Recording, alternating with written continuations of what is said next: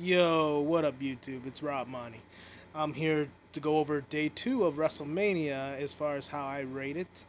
For those of you who don't know my rating system, basically, if I give you a star rating, that's just basically how overall the work weight of the match was, how good the guys and girls worked, as far as doing a character, athleticism, and just basically going telling a story. Diamond, that is basically saying the match quality. So if you get like a one diamond, it's like a 3-star match. If you get one diamond, you have a five diamond, and let me tell you this. I'll give you a good example of a five diamond match. Would be like something like Savage versus Steamboat, or Brett versus Austin in the submission match at WrestleMania, or Taker versus Shawn, both matches. So that's what you can get from a five diamond match, which five diamonds is the highest rating I will go for any match. So if you got a diamond, that means I kind of really liked your match. Impressive moment is like 1 star. It's just like adding a point to it. And the reason why I do that is because some matches there is some impressive features. Even if the match is shitty, if you show me at least one impressive, you get a point for it. So, like I said yesterday, like I looked at Cesaro's and Gulak's match yesterday, and it was like not as good as it should have been, but Cesaro impressed me, so the match got an extra point with it. So, let's kick it into our WrestleMania Day 2 rating. So, first match of the night, which is the second kickoff match, Liv Morgan versus Natalia. To me, this match reminded me so much of a practice match or a exhibition. It's like that one match that you get at a judo tournament. It's not an official match, but at least you get the experience out of it and you get to work out of it. Exhibition matches are usually good, so you can get experience. So don't ever look at them as cheap. But I'm gonna say this much: if it seems like it's just a sparring exhibition, I'm not considering it a great match unless it's like very competitive or ultra competitive, such as let's say an Okada or Omega match, or a Brett versus Shawn match, or Savage and Hogan match, or an Austin Rock match. If it's not competitive and it's an exhibition, it's probably going to be a low rated match for me. It doesn't impress me that much. It pretty much deserves kickoff show status in reality. So I rated it 2 stars. Definitely doesn't have a diamond in the match, though I believe Natalia is a diamond. That's for sure. Maybe more. she's a hidden treasure in my opinion. And one impressive moment. Basically, a 3-star or 3-point match. That's how I consider it. Because of the fact that it just seemed like Natalia was teaching Liv how to actually work a match. I mean, I'm not saying Liv's green. I think Liv's great as a talent, but I think she's still learning, and I felt like Natalia was just being that school teacher like person. And this match really gave me a popcorn match feel. This is the kind of match that will make you go and get popcorn while you're waiting for the real match. Basically, this is the match I probably should have taken to go get popcorn instead of Batista versus Maven, where Batista got this big ass pop and beat the shit out of Maven in about a matter of 2 seconds. I should have I should have waited for the next match because it was a popcorn match and get the popcorn then, but I went and got the popcorn during Batista's beatdown of Maven, so that's my fault. But yeah, for the kickoff match, it's a 3-star match. For for an exhibition and a kickoff, I would consider this a WrestleMania overall 2 match, a 2-star match if I could. But I'm gonna give it a 3 just to be fair. And but yeah, this match wasn't the one that excited me, but they topped it, guys, as soon as the main card kicked in with the NXT Women's Championship match. This is what I wrote down for my notes basically. Both girls attires. I love them. I mean, Charlotte came out with that nice Zephyr purple, and Rhea Ripley. I mean, she usually is wearing black, but damn, she was fine in that outfit. Come on, you guys gotta give her some credit, yo, for that. Beginning part of the match is there was kind of back and forth, in my opinion. Each of them kind of tried to one up each other until Charlotte went into got caught in the riptide. So as basically I'm saying, this is pretty equal. So it's a very competitive match. I'm already rating it high in its stars. I'm looking at right here. Charlotte then takes advantage of Rhea Ripley's injured leg that she had injured on NXT not too long ago. And I gotta say, bro. Oh, there's a cockroach right here. He's going in underneath the grill. Okay. So, well, if I have a roach crawling on me, it'll be a cameo, I guess. But, yeah, guys.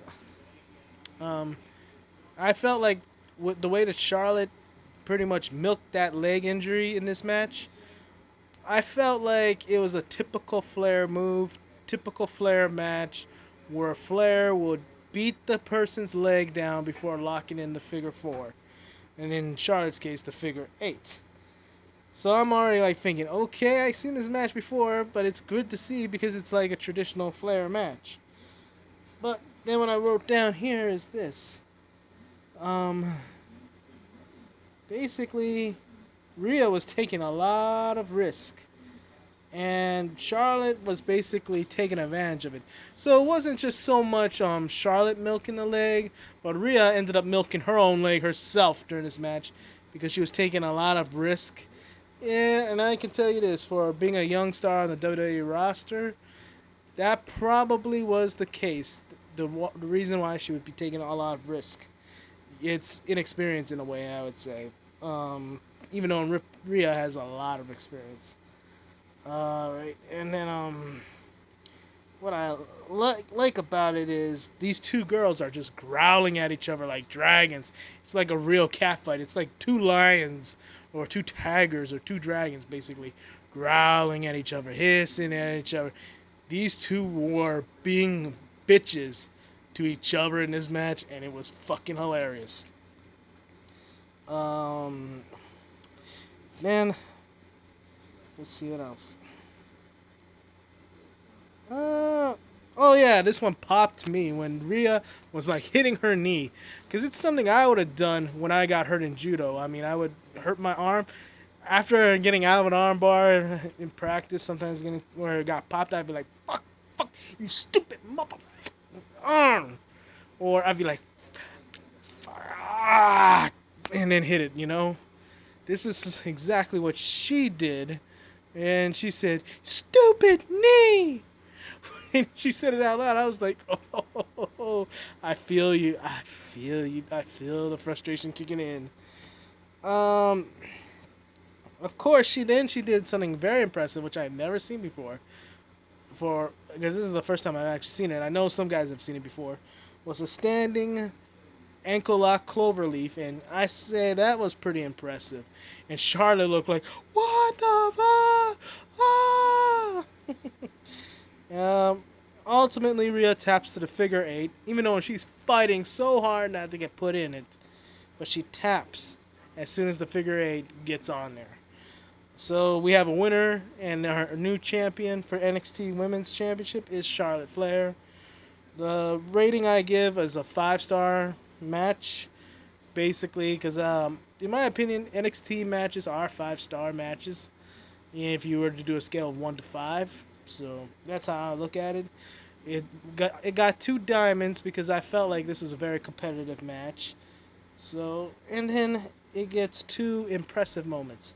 So already that's 7 stars. You plus the 6 stars to that, that's about like 6 plus 7, I believe it's 13 stars in my opinion. So I decided to give it an actual rating of 9.5. It was actually it was pretty good.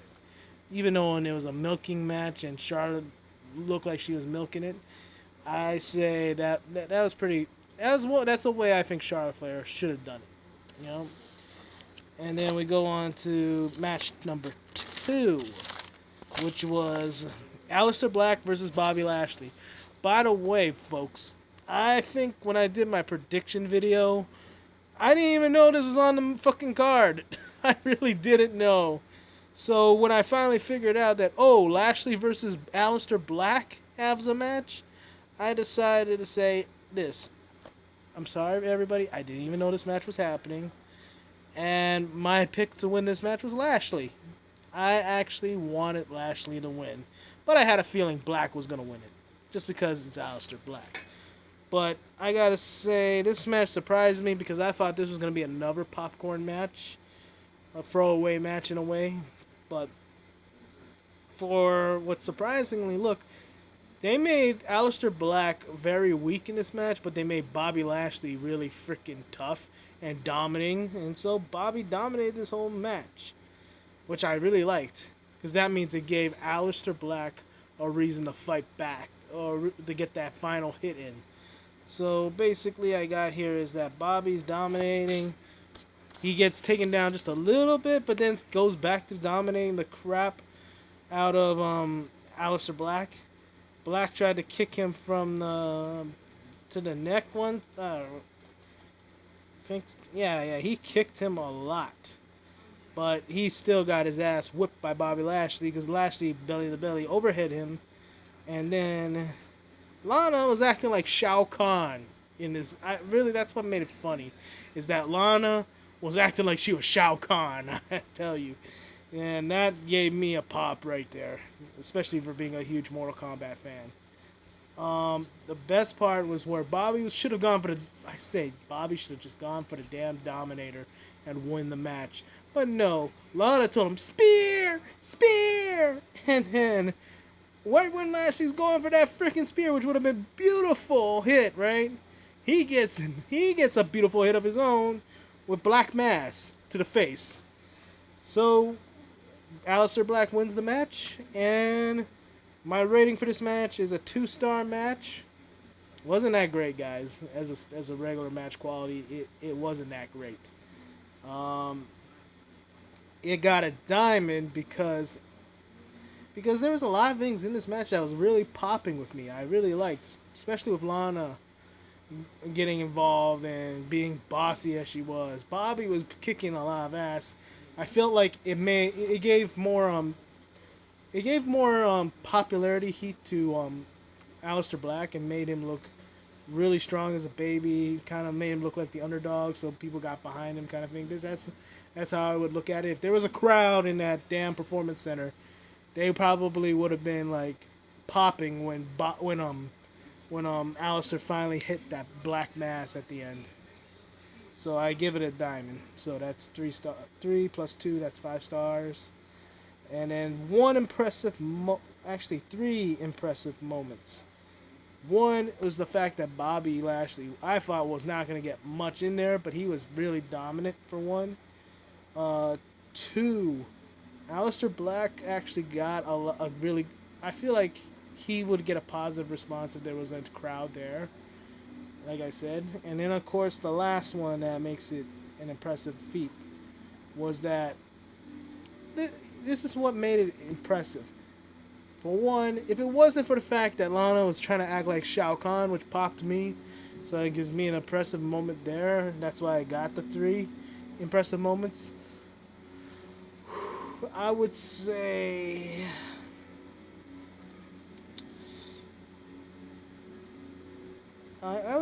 like Bobby would have been the first one to dominate Aleister Black and treat him like a bitch, like a real bitch. So overall, I'm gonna give it an accurate rating for a scale of 1 to 10 stars. This match was a 6, a surprising 6. Oh, by the way, with the Liv Morgan and Natalya match, that was also surprising how Liv won that match. I'm gonna say that much. That was a surprise for me. Then we go into match 3 with Otis. What match 3 for? Match 3 of the main card. Otis versus Dolph Ziggler. I kind of really starting to get annoyed a lot by the fact that Dolph Ziggler, a lot of his storylines that he's in, happens to be about him trying to get pussy and doesn't get pussy. Does anybody ever notice that? I think the only one he almost did get was AJ, but like, what? I swear he gets put in the same damn storyline, you know?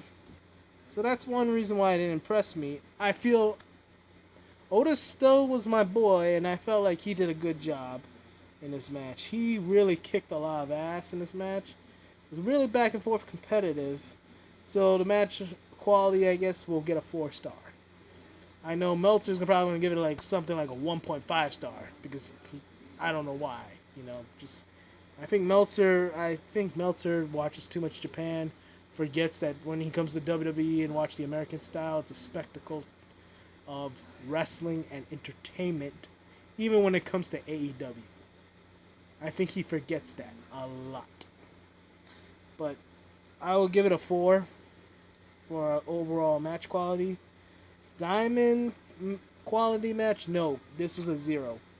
It's just because the story that comes along with it, folks. I mean, I don't hate the fact that Otis gets Mandy at the end. That was probably why it's getting a 2 in the impressive moments, because Otis gets the girl at the end. You know, and the fact that Otis actually was on a WrestleMania streak, kind of a domination there. I would say this match would be an overall 6, and I'm okay with that. I'm okay with that overall. On a scale of 1 to 10, 6 is good enough for me. Then we get to the first of the best matches of the night: Edge versus Randy Orton, last man standing. Whew, this was a very emotional match. I mean, I gotta tell you, I was feeling it because I don't know. We don't know the extent of how healed Edge is. I mean, I watched the Edge special prior to this, and I felt like I was kind of worried about him in this match. But the fact that he and Randy were kicking each other's ass already gave me to give that quality of the match a 5 star rating. It gets a 3 diamond. Main reason is it's because it's showing a lot of creativity with the Performance Center in general. I felt like Randy and Edge went all over the place and basically beat the hell out of each other. There was even parts where Edge was doing a lot of stuff to really take down Randy, and I also believe Randy was trying so hard to beat the holy hell out of Edge. And I think I just got a raindrop on me, but we'll finish the video before it rains. So overall, I think the biggest impressive moment to me from Edge and Randy is that when they were in the weight room, they were using the equipment to fly and slingshot into each other. Another one would be Edge was climbing up on the roof of the meeting room and dropped an elbow on Randy, and then of course at the end where Edge looks at Randy and is like crying, but he knows he's finally done it. So Edge beats Randy Orton, Spear and Concerto for the 10 count. My rating for this match is 5 star, 3 diamond, 2 impressive moments. I give it a total overall of 16, in my opinion, so that will be a 9.5. Match 5: Raw Tag Team Championships, Street Profits versus Garza Jr. I like this match because it was a fresh match on the card. It was a totally fresh match. Everyone in this match was brand spanking new to WrestleMania. So it gets its 3 stars, and plus it was a pretty competitive match. I give it a 1 diamond because this is actually a rookie match, I believe, WrestleMania. So for another thing is, it wasn't that great of a match to me, but it earns the diamond because I see bright futures for all 4 talent inside this match, and on top of that, the 2 IMs. Mainly because I feel like they were really some. I really feel like the first one. The first one is just they're all in WrestleMania. I mean, I can't say much. That's my whole explanation to why I rating the match the way I did. But the one impressive moment that got me was when Zelina Vega and Bianca Belair got into it, and Bianca Belair debuted for the main roster's WrestleMania. So that was also even more cool for that match. Then we go on to match 6, SmackDown Women's Championship. Ah, I I have no comment because while I was watching this, I was actually I didn't take my notes, but I was watching. Saw a couple of cool moments. I give the match quality overall 4 star because that's what you give a fatal 5 way. No diamond. It's not the best match I've seen Bailey or Sasha or even Naomi in, or even Lacey or Tamina for that matter. Gets 3 impressive moments because for one, well, the first one's obvious. Bailey survived. Second one would be the fact that I thought Sasha was going to actually beat Bailey for this title, and she gets the ladies right from Lacey Evans, in which Bailey didn't help her.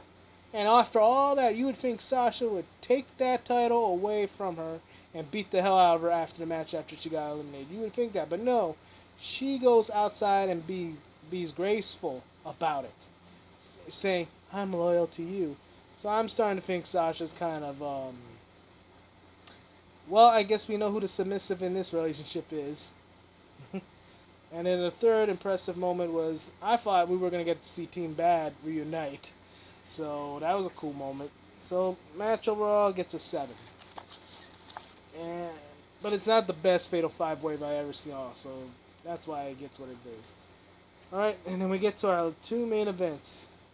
First one is the Firefly Funhouse match, John Cena versus Bray Wyatt. Alright. Much like the Boneyard match, I thought this was freaking awesome. It was fucking funny. It had a lot of character, a lot of personality. Oh man, this was not even a regular wrestling match. This match hit the psychology of John Cena in order to beat John Cena in this match. Um, I feel like both guys really, really entertained. They cut a promo together, they were a tag team together, then they go back to the match, then they have John going through his different segments of his career about being a failure, and then you have Bray Wyatt going into his separate, different segments of his career, and then they finish it off with The Fiend defeating John Cena with the Sister Abigail and the Mandible Claw. Overall, I'm gonna say this match is a 5 star match in quality. 3 diamonds. I give it 3 diamonds just because I feel like I wanted to see more wrestling, not comedy, but I got comedy instead. Would have been 5 diamond if there wasn't. If there was more to it, but it's okay. 10 IMs. I'm gonna say it because like of what I just all said about this whole match. I mean, it deserves a 10 IMs. So match rating for me overall is a 24. Anything over a 20, guys, if I rate anything over a 20, it's a perfect 10. So this match gets a 10. Like Taker's match, which gets a 10 as well. But I rated it 100 just to say fuck you, Dave Meltzer, which is that's right. Um, WWE Championship Brock Lesnar versus Drew McIntyre. Um, this is exactly how I felt like it was gonna go because it was gonna be a shorter match, but we were gonna see big moves. I was hoping that there would be brawling to it, but it was only minimal brawling. Then Brock went for the F5, won. Drew kicks out, gives which gives me impressed already because he kicked out at 1. Then he kicks out of a second F5. That impresses me a little bit more. Kicks out of a third one. Impressed me that he kicked out a third time. I thought the third time he was done for. So that's the first of impressive moments there. And then, just like last year, I think that's what happened for the rest of this match. So this is how I rated this match overall. 3 stars. Match quality wasn't the great, but it wasn't bad.